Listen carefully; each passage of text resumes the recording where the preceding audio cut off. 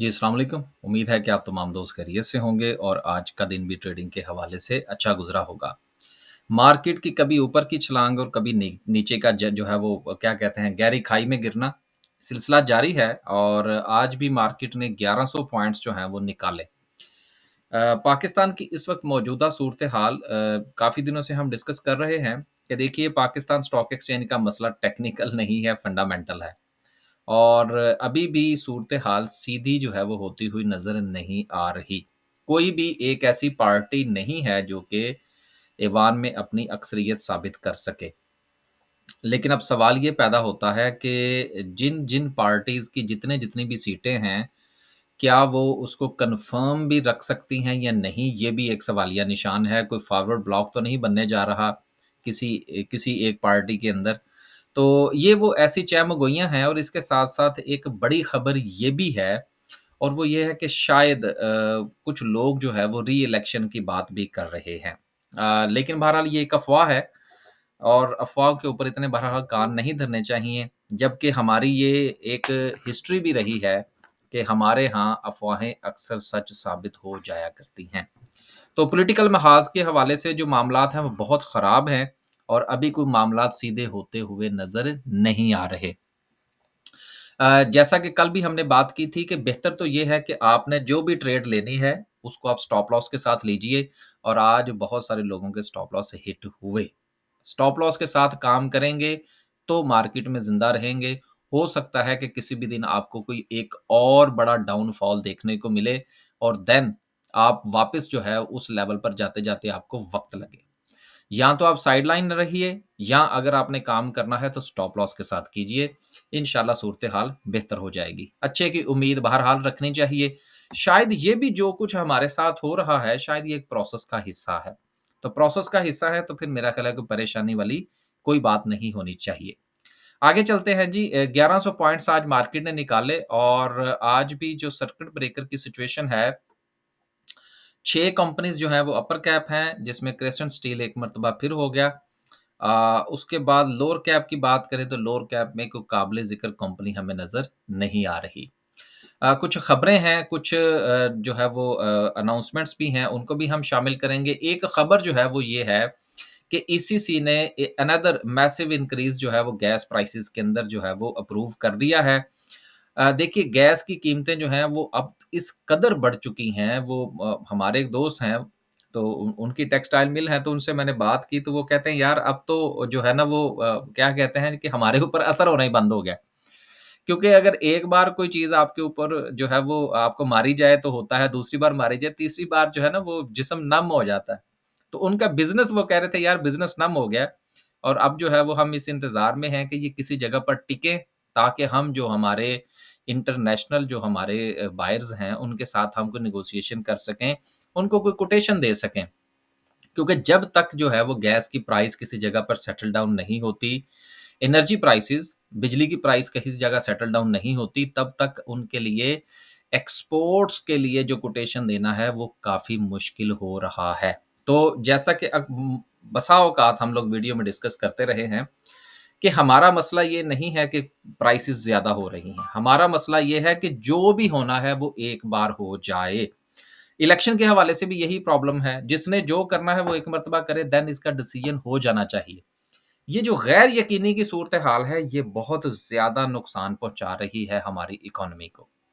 दूसरी खबर जो है वो मीडिया टाइम्स के हवाले है कि मीडिया टाइम्स ने एक्सप्लोर करना शुरू किया है कि वो भी रियल एस्टेट के बिज़नेस में आना चाह रहे हैं। देखिए मीडिया टाइम्स और पेस दोनों ही एक सिक्के के 2 रुख देख लें तो दोनों की सूरत-ए-हाल एक जैसी है। तो 2 भूखे जब आपस में मिलेंगे तो वो क्या करेंगे? माइंड ना कीजिएगा जिनके पास पेस के शेयर हैं या जिनके पास मीडिया टाइम के शेयर हैं, हम हिस्ट्री की बुनियाद पर बात कर रहे हैं। तो बहरहाल अगर आप इसमें कोई जो है वो अपनी कोई अपॉर्च्युनिटी बनाना चाहते हैं तो ज़रूर बनाइए। लेकिन मेरा ख़्याल है कि दोनों कंपनीज़ की हिस्ट्री को पहले देख लेना चाहिए कि इनके फंडामेंटल्स और टेक्निकल्स क्या कह रहे हैं। ये ना हो के फिर बाद में हम इंतज़ार करते रहें कि पेस जो था वो मैंने ₹4 पर खरीदा था तो फिर अब क्या किया जाए। आगे चलते हैं जी और मज़ीद जो है वो कुछ अनाउंसमेंट्स हैं फाइनेंशियल रिज़ल्ट्स के हवाले से उनको भी हम शामिल करेंगे। ओवरऑल अगर हम बात करें तो सेक्टर में आज सबसे ज़्यादा ऑयल एंड गैस ने जो है वो डाउनफॉल दिखाया। उसके बाद कमर्शियल बैंक्स गिरे, फर्टिलाइज़र एंड सो सारी मार्केट ने आज हिस्सा डाला। तो जिसने अगेन स्टॉप लॉस नहीं लगाया था वो आज उड़ गया और वो दोबारा शायद उसको वक़्त लगेगा। तो बेहतर ये है कि आप स्टॉप लॉस ज़रूर लगाइए। आगे चलते हैं जी और मज़ीद देखते हैं, कुछ 2-3 अनाउंसमेंट्स हैं, उसके बाद जो है वो इंशाल्लाह कैंडलस्टिक पर बात करेंगे। अनाउंसमेंट्स का ज़िक्र करने से पहले एक अनाउंसमेंट जो है वो हमारी तरफ से भी थी, क्योंकि काफ़ी अरसे से जो है वो हम इस काम के साथ मुंसलिक हैं। तो पाकिस्तान में जो जितने भी लोग स्टॉक मार्केट में काम करते हैं, बहुत कम लोग ऐसे हैं जिन्होंने उनका कोई बेसिक नॉलेज लिया हो।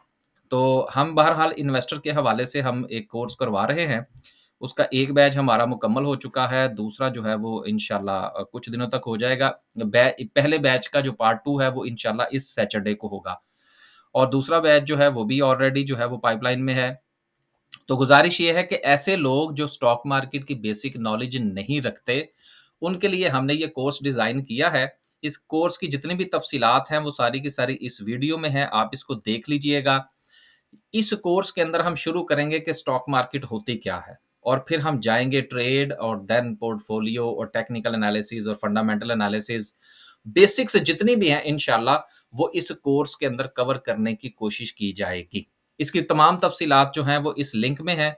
हमारे चैनल पर जाइए, चैनल पर जाके ये वीडियो जो है ये आपके सामने होगी, जिसमें लिखा हुआ है कि stock market course for beginners, इसको क्लिक कीजिए और ये 1 मिनट की वीडियो है। आप इसको देख लीजिएगा, इंशाल्लाह काफ़ी चीज़ें क्लियर हो जाएँगी। जॉइन करना चाहते हैं तो रजिस्ट्रेशन करवा लीजिएगा। वापस चलते हैं अनाउंसमेंट्स की तरफ। पहली जो है वो ईपीक्यूएल की है, ₹7 और 76 पैसे की ईपीएस, ₹1.5 का डिविडेंड है, बहुत अच्छा शेयर है।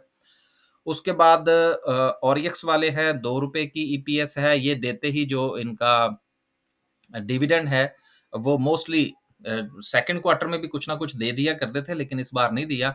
लेकिन ईयर एंडेड पर ये ज़रूर डिविडेंड देते हैं।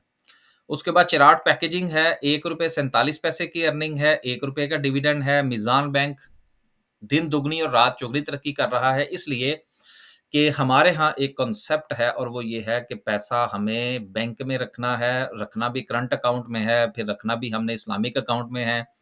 तो बैंक्स जो हैं वो दिन दुगनी और रात चौगुनी तरक्की कर रहे हैं। गो कि मेरा ज़ाती तौर पर इससे इख्तलाफ है, लोग इस बात पर मुझसे इख्तलाफ करते हैं, लेकिन अपनी-अपनी राय है कि पैसा जो है वो करंट अकाउंट में नहीं रखना चाहिए। बहरहाल माशाल्लाह से 47.18 की अर्निंग है और ₹8 का डिविडेंड है, बहुत अच्छा डिविडेंड है, डिविडेंड यील्ड बहुत अच्छी है।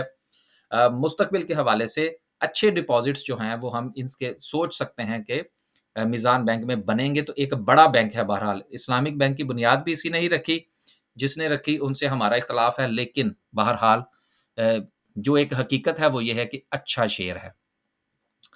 उसके बाद जो तीसरा है जी वो पाकिस्तान पीपल्स पार्टी है, मैं इसको अक्सर पीपल्स पार्टी ही कहता हूँ। पाकिस्तान पेपर प्रोडक्ट्स हैं जी, दूसरे क्वार्टर का रिज़ल्ट है, ₹4.17 की अर्निंग है, अच्छा शेयर है। पीएसओ की ₹30 का नुकसान है, ये नुकसान नहीं है। एक तो आप ये ज़हन में रखिएगा, ये नुकसान नहीं है। ये यूँ समझ लीजिए कि इसका पैसा जो है, वो किसी जगह जमा हो रहा है। जिस दिन मिलेगा, उस दिन शायद इसकी अर्निंग, इसकी जो इस वक़्त ट्रेड प्राइस है, उससे भी कुछ डबल की इसकी अर्निंग होगी। लेकिन वो तब होगी जब होगी। उसके बाद मीडिया टाइम्स हैं जी, 48 पैसे का नुकसान है और नुकसान के साथ जो है ये चले हैं रियल एस्टेट का बिज़नेस करने। माइंड ना कीजिएगा जिनके पास ये शेयर है, हमने बात करनी होती है फैक्ट्स एंड फिगर्स की बुनियाद पर। उसके बाद आखिर में जो है वो एजीपी है, ₹4.25 की अर्निंग है, ₹2.50 का डिविडेंड, बहुत अच्छा डिविडेंड है और अच्छा शेयर है फार्मास्यूटिकल का। आखिर में डिस्कस करते हैं हम आज की कैंडल को। कैंडल की बात करें तो सबसे पहले तो हमें ये देखना होगा कि आज सिचुएशन जो है वो वॉल्यूम वाइज़ कैसी रही, ये बहुत ज़रूरी है। वॉल्यूम को देखना बहुत ज़रूरी है और आप ये देख सकते हैं कि कल भी हमने बात की थी कि वॉल्यूम जो है वो एवरेज वॉल्यूम भी नहीं है और आज भी सिचुएशन ये है कि मज़ीद वॉल्यूम कम हो रहा है और वेट एंड सी की पोज़ीशन में है। कल की कैंडल की बात करें तो उसको आज की कैंडल खा गई है। इसका मतलब ये है कि जो डाउनफॉल है, ये थोड़ा-सा आगे जा सकता है। So right at the moment market में अगर आपने रहना है तो ज़रूर रहिए, लेकिन स्टॉप लॉस के साथ। मैं आज कोई इंडिकेटर्स वगैरह डिस्कस नहीं कर रहा, सपोर्ट एंड रेजिस्टेंस डिस्कस नहीं कर रहा। गुज़िश्ता भी हमने बहुत सारी वीडियोज़ के अंदर जो है वो सपोर्ट एंड रेजिस्टेंस के ऊपर ज़्यादा बात नहीं की और अगेन रॉन्ग स्ट्रैटेजी है या राइट स्ट्रैटेजी है। मार्केट जब टेक्निकली परफ़ॉर्म करेगी तो हम कैंडलस्टिक पर ज़्यादा तफ़सील से बात करेंगे। मार्केट फंडामेंटली है, हमें हमें ज़रूरत है प्राइम मिनिस्टर ऑफ पाकिस्तान की। वो अगर पाकिस्तान को मिलता है और उस पार्टी से मिलता है या उस शख्सियत का नाम लिया जाता है जो कि नेशनली एंड इंटरनेशनली एक्सेप्टेबल हो, तो पाकिस्तान के हालात दुरुस्त हो जाएँगे। वरना चारों की चारों पार्टियाँ इस वक़्त जो एमक्यूएम है, पीपल्स पार्टी है, नून लीग है, पीटीआई है, ये चारों मिल के भी अगर को ऐसा ऐसी शख्सियत ले आएँ, जो कि मुल्की सतह पर और इंटरनेशनली सतह पर अगर एक्सेप्टेबल नहीं है, तो हालात ठीक नहीं होंगे। हमारा मामला टेक्निकली प्रॉब्लम का नहीं है, फंडामेंटल प्रॉब्लम का है। इसके ऊपर इंशाल्लाह एक अलग से वीलॉग भी करने की कोशिश करेंगे। इजाज़त दीजिए, आपका पैसा है सँभाल के रखिए, स्टॉप लॉस लगाना मत भूलिएगा।